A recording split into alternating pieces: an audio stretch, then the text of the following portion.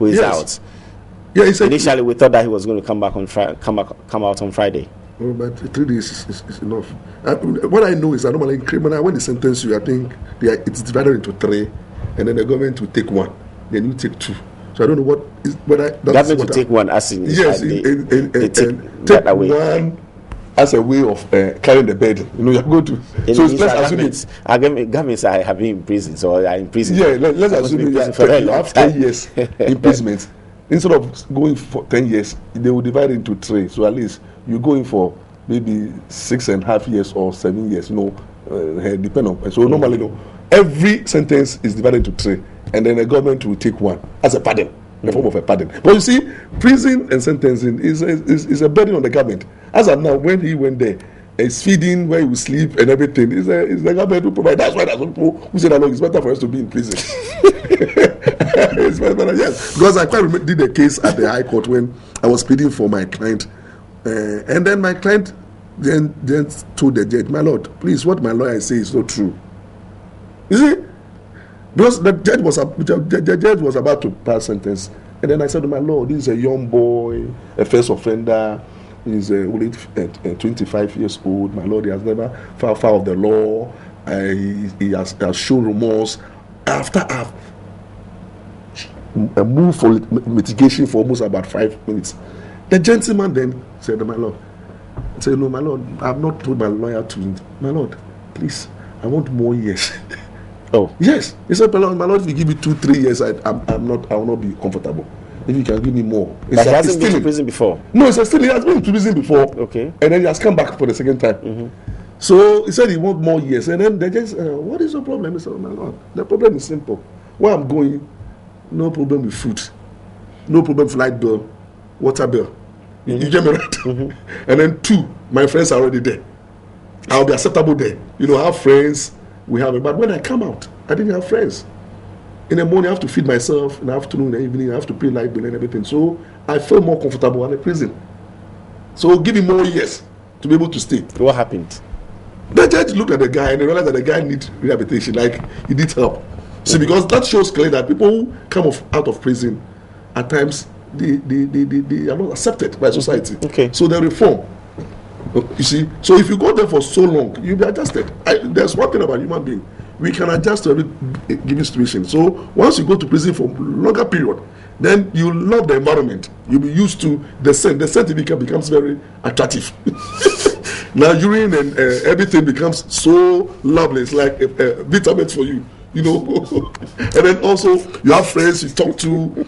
You know how to hustle for food. Your kind. You know, just your at times you become a senior at the prison, where when food are brought, you decide which part you take. And then the money you take, you know, they have seniority, they have president and vice president at the prisons. They have their systems, and you'll be so used to the system that when you come out and they tell you to go to the outside world, you'll be very comfortable.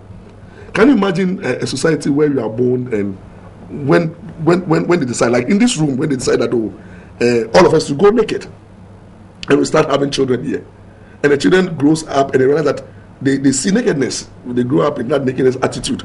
I can tell you that if that's how they're socialized. Yes, after 15 years, you tell them to go on the street and they see people wearing attire, they will think that they are not correct, they are not man. Mm-hmm. It's not so all that we are doing in life is as a result of what we have been taught. Mm-hmm. You know, because I learned sociology and I realized that in some certain jurisdictions, it is the when we are married and then your friend comes to visit you. Mm-hmm. Instead of giving the person food, you give your wife to the friend, for the friend to taste your wife. Mm-hmm. And after you have tasted your wife, in the morning, you go and say, "Child, you see my wife?" So, "Oh, fine." But in this part, where even when somebody holds the wife, your wife waist is a problem. so I would say that when you go to prison, you become used to prison life, you become used to the way you do things. Let me confess to you, you know, when people see me, people think that I'm a guy. Why is it so? I'm not a guy, I'm a crapping. You get me? But I was born in typical Tangasila school environment. You know, I'm in the middle of Tangasila. Where I was born, my north is Tangasila, Igbe town. Mm-hmm. Then my east, you find Mamprubi Choco, and then my west is Tangasila, Kaneshi, and then my south is Sukula and Zamawalai. So you see the environment, and I was born in a Gan environment. So You see that I mingle with anything, and it affected me to the extent that when I got married, when they serve me food on the main table, I feel uncomfortable. I like watching shishi. Everything shishi is sweet. I like watching shishi. When I go out there and you give me a watch, and I like the bar. You know the bar. The normal, listen, you open the watch and then you take it like this is as a result of socialization. I was not born and bred in an environment where you sit and take tea in the morning. You couldn't handle this especially. So as a lawyer, I still enjoy that kind of lifestyle where I want everything. I can choose sugarcane on the street, that is my life. Because when we were very young, we normally see Jama to my choco, and then we mingle with those people. Okay. So it is the socialization. So Atubigah for 3 days, I think he has not learned a lot from the prison, but he has come. You think he would apply to go back? No, he will not. He has said that he wants to come back to affect society. I think he can use this. Now he's popular. You know the man has become popular. He has become popular, and I think he can come out now and start educating people, going from radio station to radio station, and become ambassador for in defense of the judiciary. He can become ambassador for contempt, and start going around to tell people why they should not interfere with court. And it's a good rally point. And then National Commission for Civic Education can use people like that. Mm-hmm. You know, we have people who have A's, and then the A's Commission use them for outreach program. Mm-hmm. So we can use Stephen Atubigah for contempt outreach programs. Mm-hmm. He goes to schools, standard market. I've come. His contempt is real. And then you begin to educate people. This free consultancy for the NCC. We should use this opportunity. He's an hero. He's a hero. I don't see him as somebody. But for you to go all out, Amiku's man has become a hero. Yes. Atubigah's name has gone into the records. Mm-hmm. When it's mentioned in 50 years. The criminal, the election petition, his name will be mentioned, but he must be positive. He should see it as a positive step. God has placed him in that position for a reason, and he has to use it to better his life. Mm-hmm.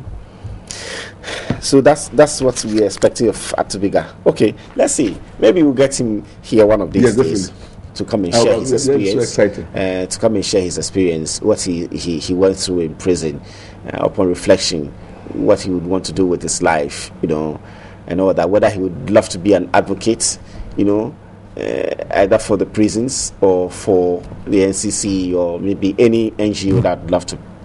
I think the Peace Council cannot even use the Peace Council. Sure, he's now well known.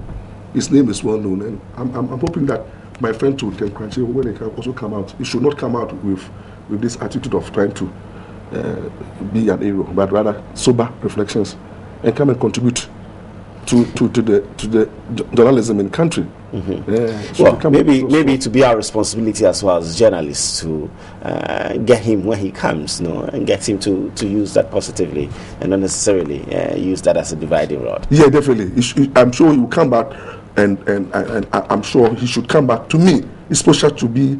I've learned my lessons. I'm sorry, Supreme Court judges. I've realized that what you did was to strengthen democracy, and then also having used to tell the whole world, Ghana and the media, that contempt of court is real.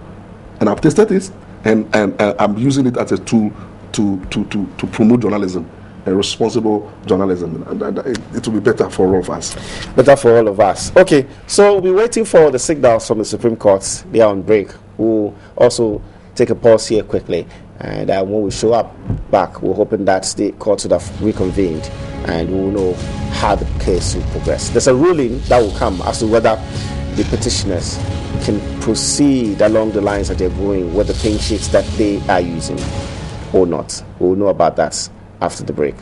Stay with us.